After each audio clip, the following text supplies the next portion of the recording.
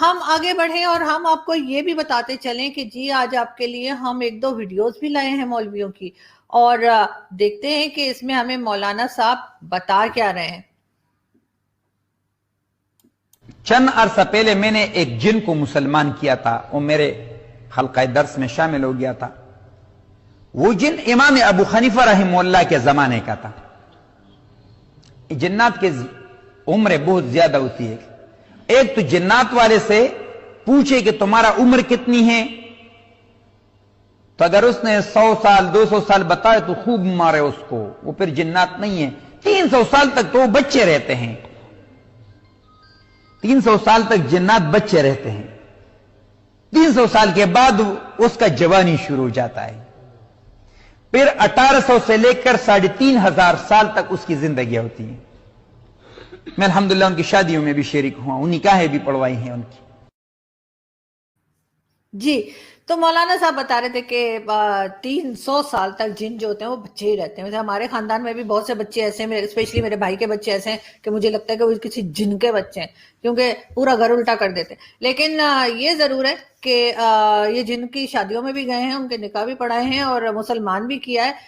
اس طرح کی مولوی جو ہیں وہ اس طرح کی پھینکتے رہتے ہیں، آپ کو معلوم ہی ہے۔ لیکن خیر آپ لوگوں کو بہت دنوں سے سب کو بڑا شوق ہے، کیونکہ ملا اور سائنس کا، تو بالکل ملا اور سائنس کے لیے ملا صاحب ہوں اور سائنس کی بات نہ کریں، اس کے بغیر تو مزہ نہیں آئے گا۔ تو ہم آپ کو جی دکھاتے ہیں ملا اور سائنس کی ایک اور ویڈیو۔ جب اللہ نے زمین کو پیدا کیا تو یہ کانپنے لگی۔ رب کریم نے پہاڑ بطور میخے بنا کے اس میں لگا دیے، پہاڑ بطور میخوں کے قلعے بنا کے لگائے۔ زمین ٹھہر گئی۔ جب حضور نے کہہ دیا ٹھہر گئی تو میں کیسے مان جاؤں گھومتی ہے؟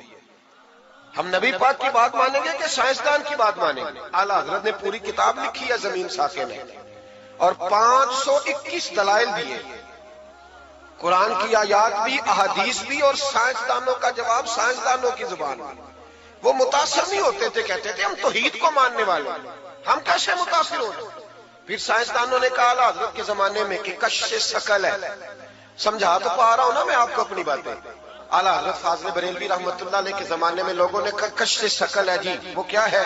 زمین چیزوں کو اپنی طرف کھینچتی ہے۔ یہ نظریہ کب بنا؟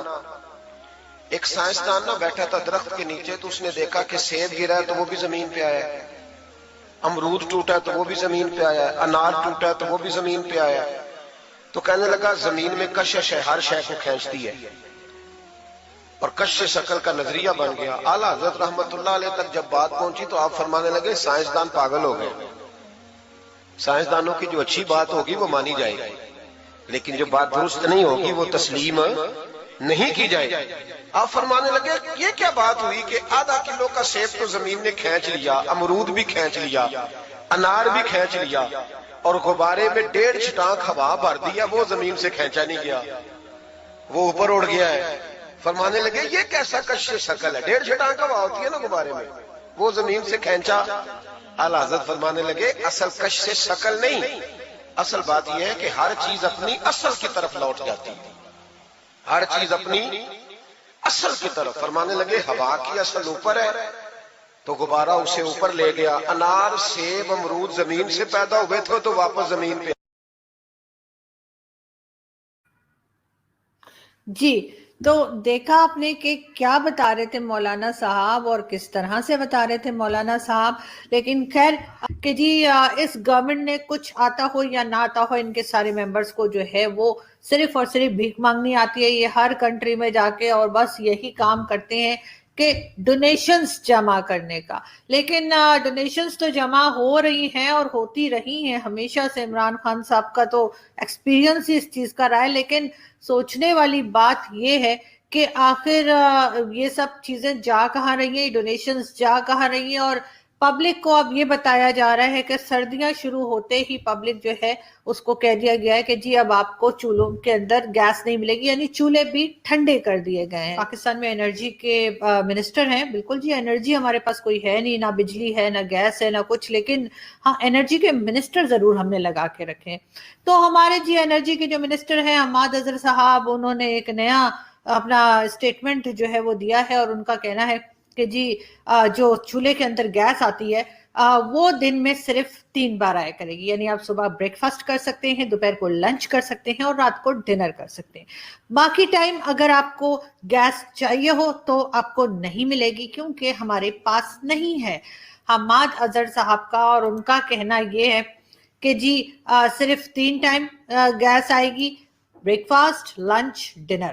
ٹھیک ہے, اور وہ بھی آپ نے ٹائم سے کرنا ہوگا. یہ نہیں کہ میری طرح کبھی بھی لنچ کر لیا, کبھی بھی ڈنر کر لیا, بریک فاسٹ کا بھی کوئی ٹائم نہیں ہے, ایسا نہیں ہوگا. صبح صبح اٹھیے, بریک فاسٹ کیجئے, دوپہر کو ٹھک کر کے 12 بجے لنچ کیجئے, اور شام میں 7:30 سے 8 o'clock تک آپ کا ڈنر بھی ہو جانا چاہیے. ورنہ پھر چولہے میں آپ کے گیس نہیں آئے گی. اور سلنڈر تو میں بتا ہی چکی ہوں کہ کتنے خطرناک ہیں, ان کو نہ استعمال کریں تو اچھا ہے.